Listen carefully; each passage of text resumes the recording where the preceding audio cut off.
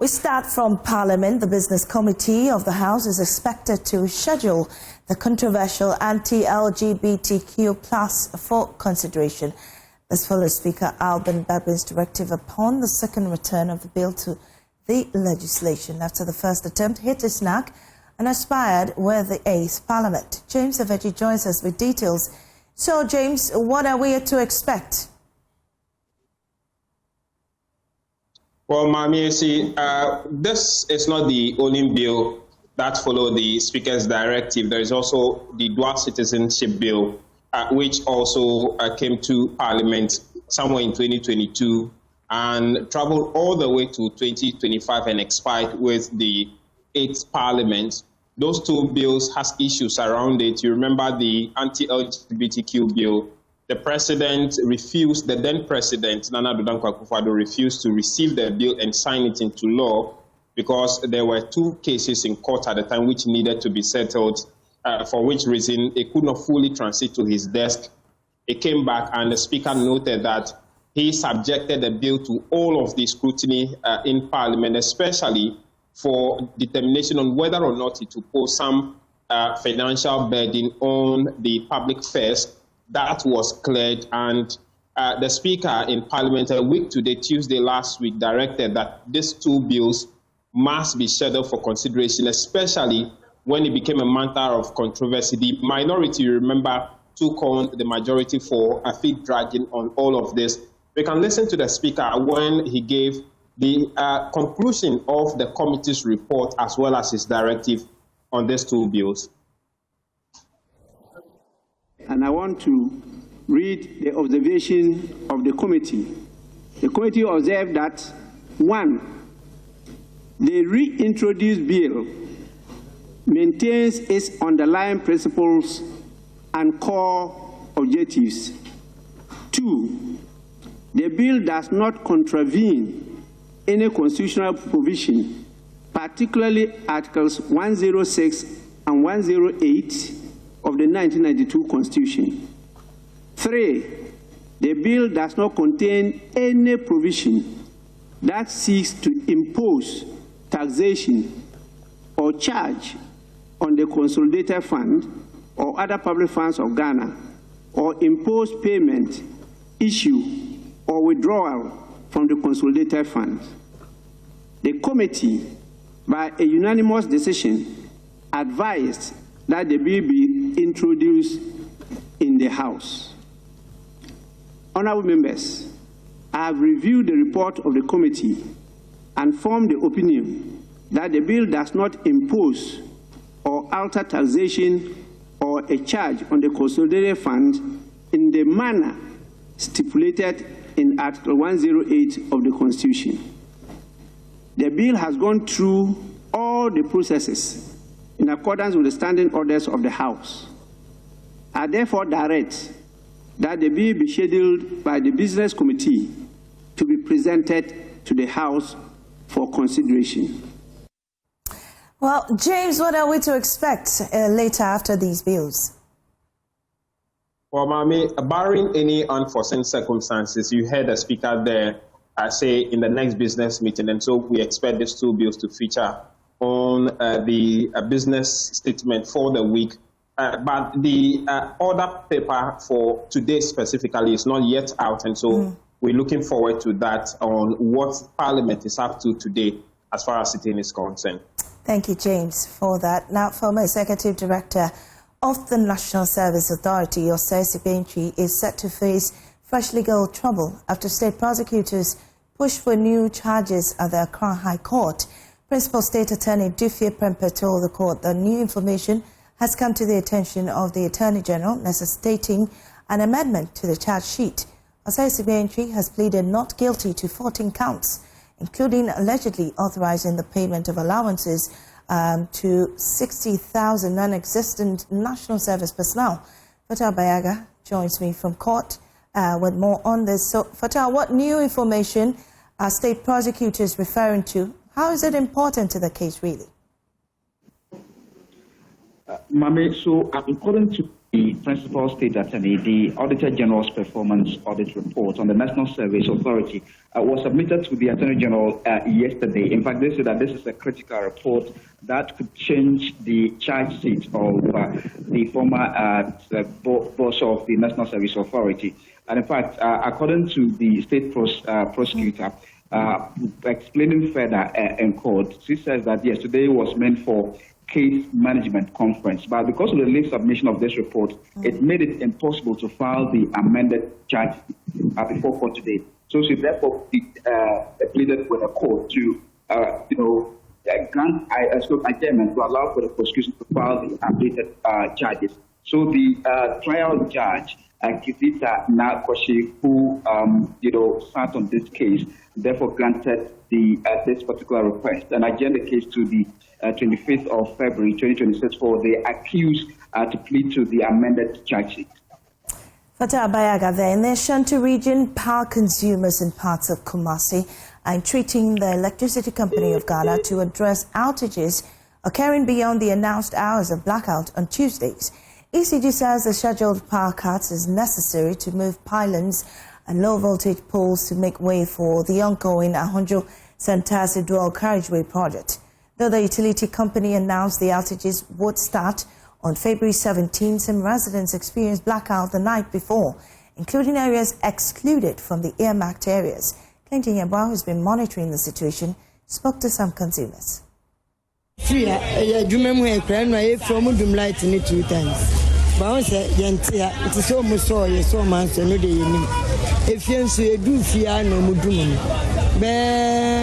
One hour, 30 minutes, and almost sorry. Sometimes it's me them mad at every Mukran so. Internet hard on a pa. On baby, we are from when you're from Yamaeble. As I want to me cry charge your phone. It sounds so sick. I have phone. When you phone, I do my way wounds because of war of and I win you. Your doom lights no one charge your phone over then. It's a new usage for money being found mine. I actually didn't know my light was going to go off, so I was quite surprised. And it was off for about an hour before it came back on. But it wasn't planned. I didn't know my light was going to go off. So because it was in the evening, my room became very hot. The temperature was high. And I don't like opening my window, so it became a challenge for me, and I couldn't even sleep. So I had to wait till it came back on, and yes, it disrupted my plans because I had to use electricity. You know, I'm into wig making, so I had to use electricity to do.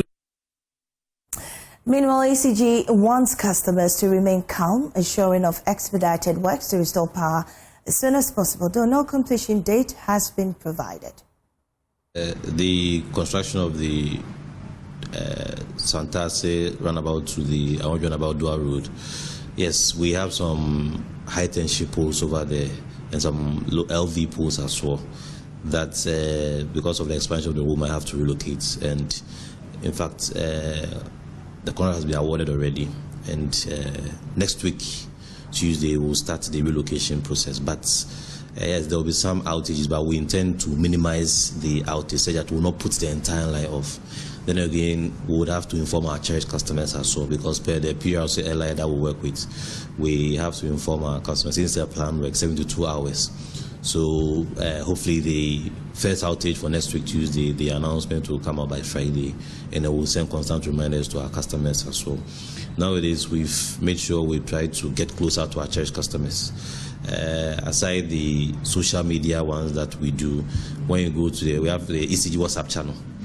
So with the WhatsApp channel, you see all the outages, so we'll post it there. So if you're on WhatsApp, you can just go and search the ECG at your channel location. You see the ECG WhatsApp channel. Once you follow it, you get all the updates. In fact, even on the ECG Power app, we send those announcements there as well, so that at least once you have it on your phone, you'll see it. Because sometimes maybe someone will say, we didn't hear it on the radio station, we didn't see it in the dailies. But once you have it on your mobile phone, you see it. Then also, the affected districts also will use their PA systems to visit the areas that will be affected to do daily announcement until the outage occurs. because we need to give our customers ample time to plan as well. So this is the plan that we have. Definitely, we are going to relocate some poles as well. And then, before some structures are even demolished, we would have to remove our meters. So all customers, all customers who are staying in structures earmarked for destruction as a result of this road, be it the commercial operators like the vehicle sellers, even private homes that are earmarked for this exercise, demolition exercise, we humbly appeal to them that do not remove the meter, because the meter is for ECG. In fact, our teams are already on the field. But please, we need to remove the meters ourselves so that we can take the necessary information that we need. It's not like once we take the meter, we are done with you. No. When you relocate to a different place, we'll find a way of trying to ensure that your meter is replaced for you as well. So we need that information, because if there is any debt on it also, we'll have to find a way of getting it. If you even have credit on the meter also, we need to find a way of safeguarding that credit so that once you get the new meter, you will be able to use or get your credit from the old meter as well. So we need that details. We need your geocode, everything. We'll be picking that detail. So please do not remove the meter and then take it away as well.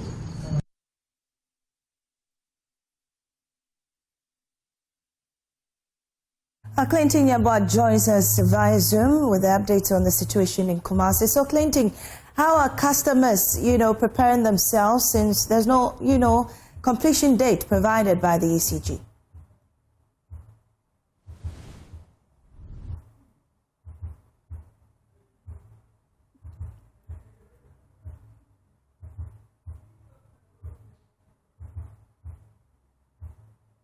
Unfortunately, we are unable to get Clinton there on the line, but some cocoa farmers in Kejabi district of the Oti region have bared their teeth at government for what they say is a failed promise to them due to the reduction in cocoa producer price. The farmers argue that government should have at least maintained the price at what the previous government was buying the cocoa beans from them. Itosino has been interacting with some cocoa farmers in that region as well. Some cocoa farmers who have interacted with Joy News following the recent price cut by government due to a fall in the world market price of cocoa say they feel shortchanged by government. Tassa Safiu is one of the cocoa farmers with over 48 acres of cocoa farm. In fact, it's a big disappointment to us as farmers. We are extremely disappointed. The price was reduced to 2,500. They've now moved it back to 2,800 thereabout. That is still not good enough. Particularly those of us within Oti, the eastern corridor of Oti, where smuggling is so rampant. I mean, if you speak with Cocoa Board, they will tell you the effort I put in to stop smuggling. So when government had taken the price to 3,600, what it meant was that the price between Ghana and Togo were almost the same. So smuggling was going to come down. Today, smuggling has started again because the price in Ghana is so low. Look, this year I bought fertilizer, Yara fertilizer, Asasura alone, 55,000. How many bags of cocoa do I have to sell in order to be able to make 55,000? That's a lot of cocoa. And productivity within the major season was very low. It is this minor season that we were expecting that, now, as you can see the farm, the crops are coming up. And then they've reduced the price. How are we going to make for that? This farm, you can see, I clear this farm 6 times in a year. Okay? On average, each time they clear, I spend between 12 to 15,000. So if you multiply that by 6, you can imagine. And that is why you can have the farm being the way it is. Yibwe Wisdom is another cocoa farmer. The emotional farmer say he may not be able to pay his laborers due to the price cut. He wants government to at least pay what the previous government was paying them. He argues his area, Konsuaso, produces one of the largest tons of cocoa in the district, but remains not connected to the national grid after years of failed promises by politicians. The cocoa price that has been decreased has affected me a lot because I have about 18 acres with 15 workers that I pay every season.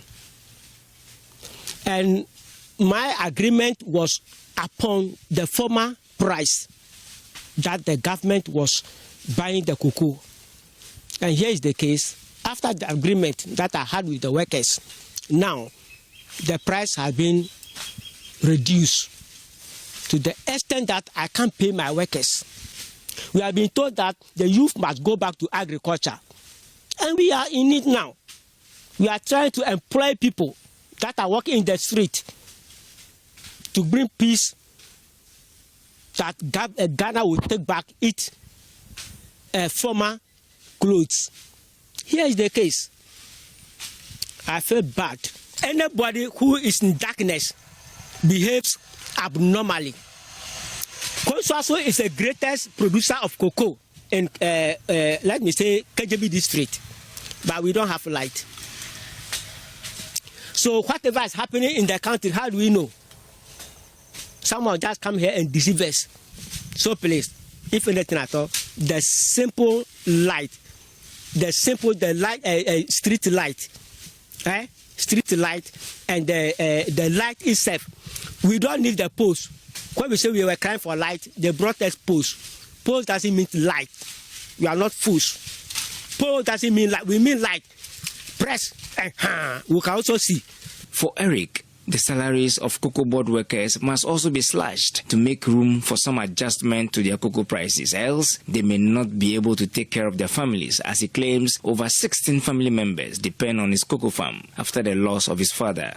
If the world market is down, because of that they are reducing the cocoa price, the salary of the CEO, are they going to reduce it?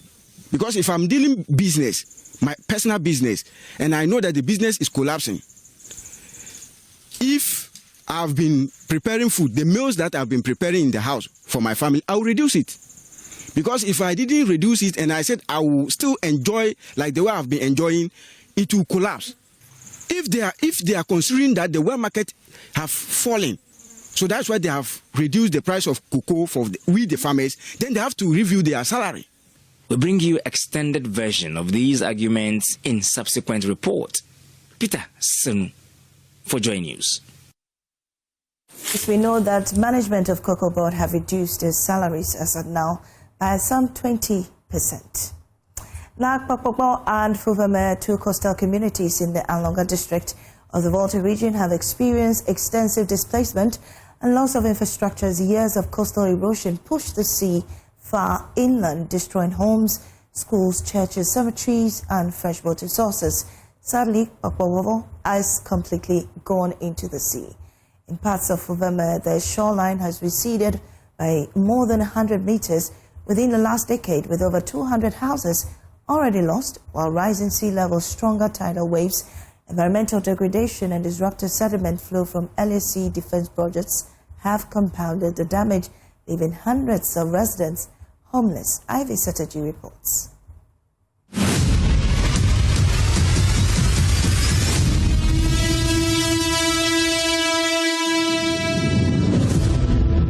The waves arrive without warning, without mercy. What used to be living rooms, kitchens, and safe childhood spaces are now deep under the ocean. In these communities, the sea is no longer a distant horizon.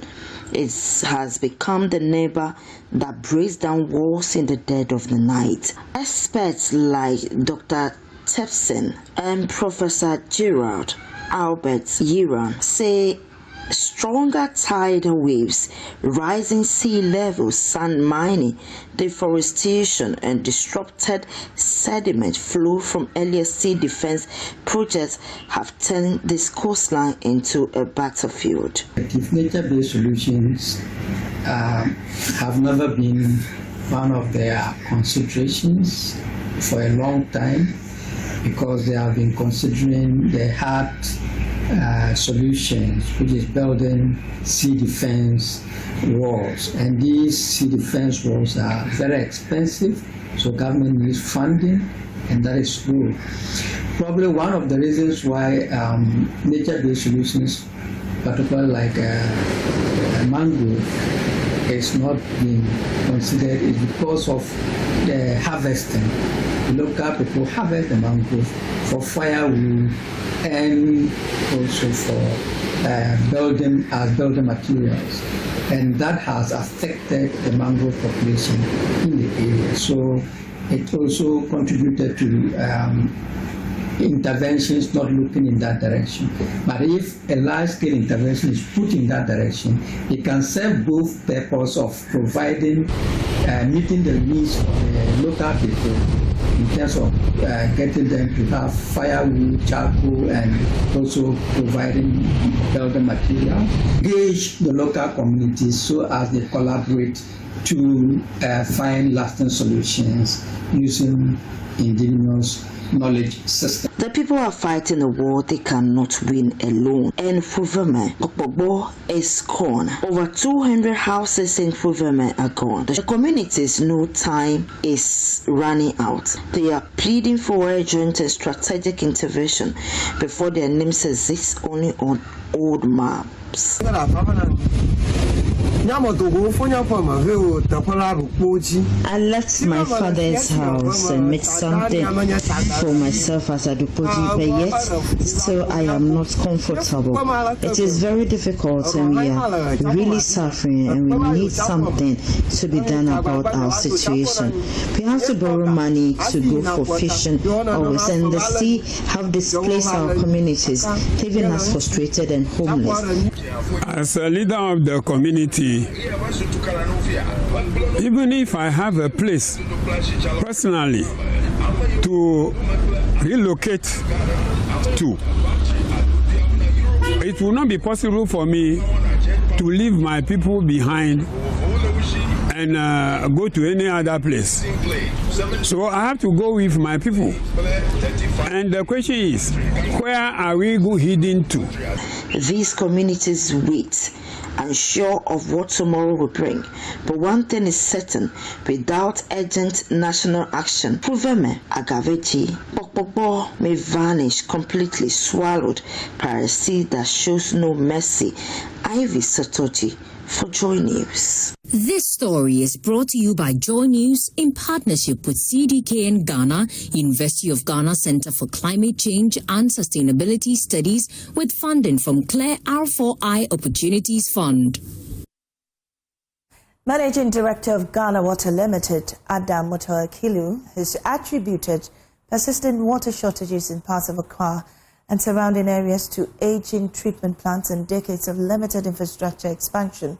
On the Joy Super Morning Show, Mr. Motoakilu reviewed that several of the country's major water facilities were constructed more than 60 years ago and are now operating below capacity. He explained that additional facilities were built in later years, including another new work plants in 1965 and the Adomako Clark plant in Weja in 1980, but expansion slowed for long periods afterwards. We have the Kandi plant in Weja. It was constructed in 1950. 1950, yes. Okay. Then we have the Pony Works at Pong. It was constructed in 1954. We have the Kandi plant in Weja. It was constructed in 1960. Then we have the Pong New Works at Pong. It was constructed in 1965. Then we have the Adam Clark plant in Weja. It was constructed in 1980. Then in 1998, under Rollins, we constructed the Keseve plant. Then in 2014, two plants were constructed. That is the Tahal plant at Pong and the desalination plant under His Excellency John Dramani Mahama. And in 2015, two more plants were constructed. That is the Siemens plant in Pong and the China Gazuba plant, the same Pong. So that means that among the 10 4 of these plants were constructed under His Excellency John Dramani Mahama. Since then, not even a gallon of water has been added to the production in Atma region, that is Accra, Greater Accra. So, and you know, the population grows, demand continue to increase. So in the first place, out of the 10, 5 are aged plants. The first thing that their capacity utilization is low. They have old pipeline. As at then, they were using asbestos and metals to construct the pipelines, and these are huge. Okay. So in the real sense, if not the intervention of His Excellency John Dramani Mahama in his first term, would have been in serious crisis. Now, most of these transmission capacity utilization being low, most of the transmission lines are weak and need to be replaced, and that is a huge cost. We are talking about $356 million to replace the old pipes and put in new pipes. 356 million dollars to replace the old pipes. That's about more than 3.5 billion Ghana cedis. Exactly. And your revenue for 2025 was? It's about 1.8 billion. About 1.8 billion. Yes. For the whole of 2025, is 1.8 billion to 2 billion. Yeah, but why did you wait till this time? I mean, you know that these these things are getting weaker. They need to be changed. Why do you wait for to have the cost increasing to 356 million? That is the question we have to address as Ghanaians and as various government comes into office. You understand? Yeah, but that's a question. So they must. You are in charge now. They must be. So I'm asking Ghana Water. Why did Ghana Water wait? Why didn't Ghana Water take steps to actually change these pipes over the period? You see, let me go into this. Ghana Water cannot raise that amount of capital. A youth group concerned use of the Eastern Corridor of the Wild West District has dismissed claims that the proposed siting of the 24-hour economy market at Poyantanga was unilaterally taken by the Member of Parliament, Superintendent retired Peter Lanchini Tobu. This comes after some residents of the area last week accused the MP of skewing development towards the Eastern Corridor of that enclave. The group explains that the decision to site the market was lawfully approved through the appropriate Wild West District Assembly structures where the MP has no voting right. Rafik Salam reports. The focus of the press conference hinged mainly on 2 issues: the proposed siting of the Technical and Vocational Education Training Institute and the 24-hour economy market at Gaa and Poyantang respectively. Their beef, however, is to create an erroneous impression that the aforementioned projects were meant for certain communities, but surreptitiously found their way to communities in the Eastern Corridor. To put matters in perspective, they disclosed that during the campaign tour of then NDC presidential candidate John Dramani Mahama in 2020 to unveil the NDC parliamentary candidate of the Wild West, Superintendent retired Peter Lanchini Tobu, the chiefs and people of the enclave appealed to him to consider opening up a second cycle institution in the enclave should Ghanaians give him the nod. The Gaa-Twalsna area, located within the central belt, was chosen, and the chiefs and people immediately offered a suitable piece of land for the project. The NDC failed in the 2020 elections but won it in 2024. Timbile Hafiz is the spokesperson for the concerned youth of the Eastern Corridor of Wild West District. Our elders followed up with the MP and other political leaders in the district and the Upper West region to remind His Excellency the President of his promise to give us a second cycle educational institution. The sustained efforts and reminders yielded this positive outcome as the President fulfilled his pledge after 5 years of waiting by giving the Eastern Belt and the Wild West a TVET school. Well, for the past 14 years, 55-year-old Lillian Agbeko has lived between two worlds, dealing with the stress of being a teacher and undergoing dialysis to manage her chronic kidney condition. She was once supported by her husband's employer to reduce the cost of treatment, but the cost has become unbearable following her retirement or his retirement. She's calling for support for herself and other kidney patients who cannot afford the high cost of life-sustaining care. JoyNews Andy Denchi reports. As the sun rises, the world wakes up to the familiar hustle and bustle of the daily demands of life. Yet, for 55-year-old Lillian Agbeko, a home economics teacher at Kwabenya Senior High School, the usual life is not same for her. Lillian has been battling a kidney condition for the past 14 years. I've been on dialysis for 14 years now. It hasn't been easy because most of the time you would have to come here sometimes 3 to 4 times in the week, and I have to go to work as well. And apart from that, the money that goes into doing your labs, taking injections and other things, is a bit stressful. But before this nightmare of kidney failure, she had a miscarriage in 1999. This incident tested her faith.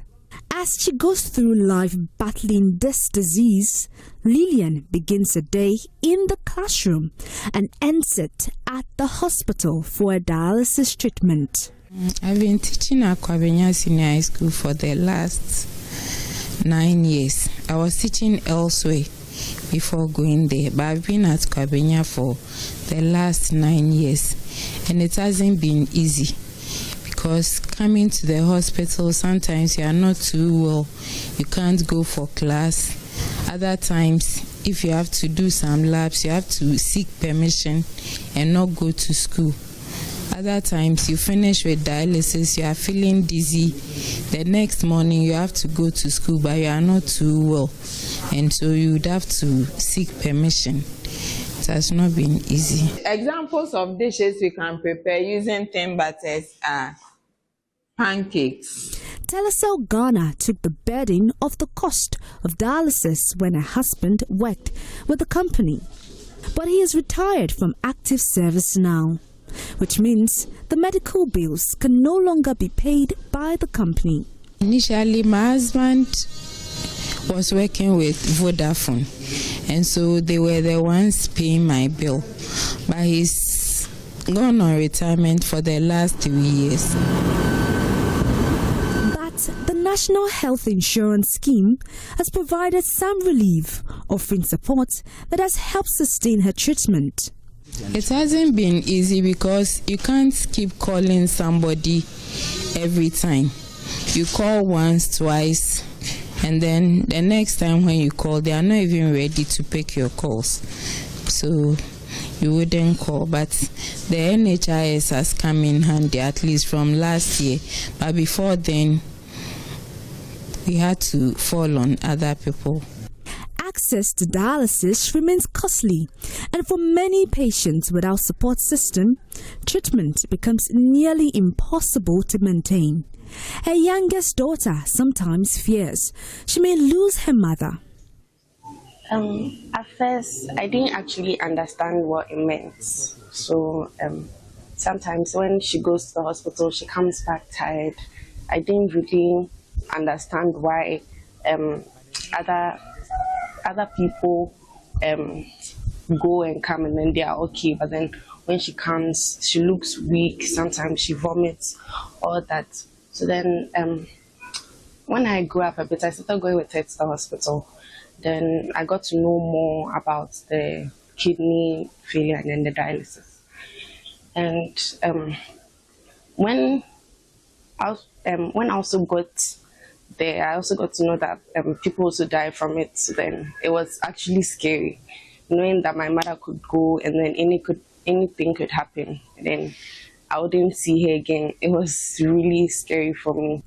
With a concern for others, leading appeals to benevolent individuals, organizations and institutions to support kidney patients, particularly those who can afford life-sustaining services.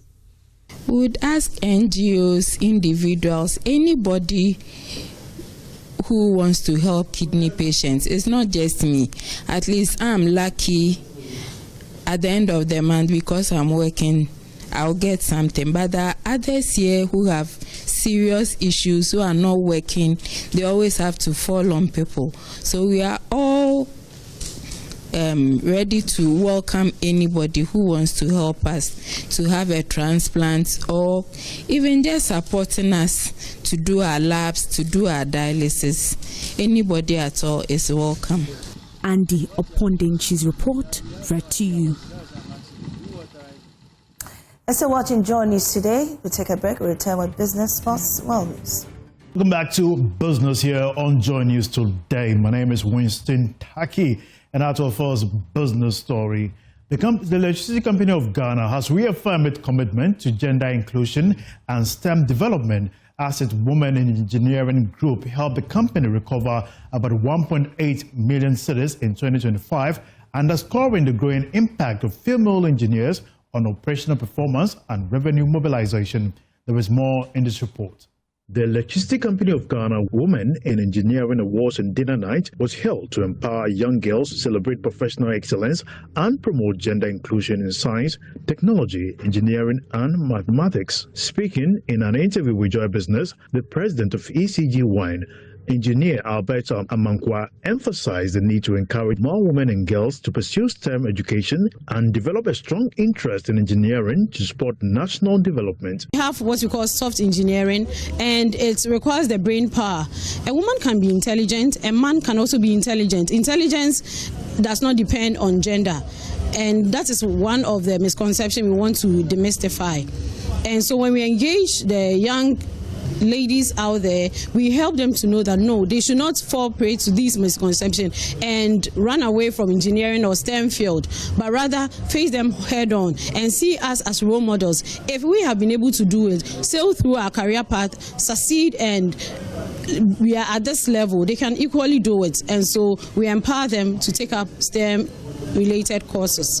Deputy Managing Director of ECG, Engineer David Boudi Asamoah, commended women engineers for their immense contribution to the company's operation and revenue performance.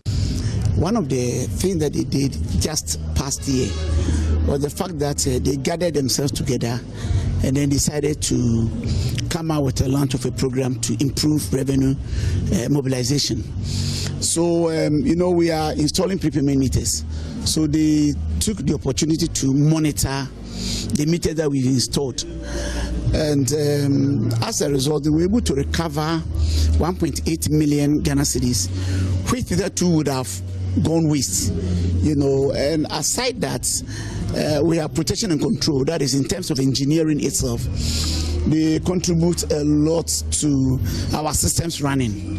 They do system planning, they do protection and control, and then the designs, the transformer that serve the communities, they also do the designs for the construction and they supervise. The awards ceremony showcased inspiring stories of women breaking barriers in engineering and leadership, highlighting the critical role of mentorship and representation in male-dominated fields.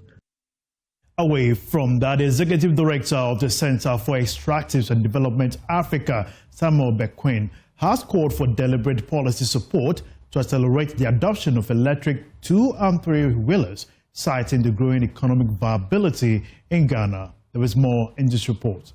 The 2022 Ghana Electric Vehicles Baseline Survey conducted by the Energy Commission shows high awareness of electric vehicles at 89%, with 53.64% of respondents indicating a preference for electric vehicles over internal combustion engine vehicles. Speaking in an interview with Joy Business, the Executive Director of the Center for Extractives and Development Africa, Samuel Bequin, highlighted the economic viability of electric vehicles in Ghana and the broader sub-region. One of the key changes that has happened recently is in 2025, late 2025, the government enacted a law that allowed 2- and 3-wheeler to be commercial vehicles in Ghana, which is something that came to legalize an ongoing mode of transport in most of our cities and our villages as well.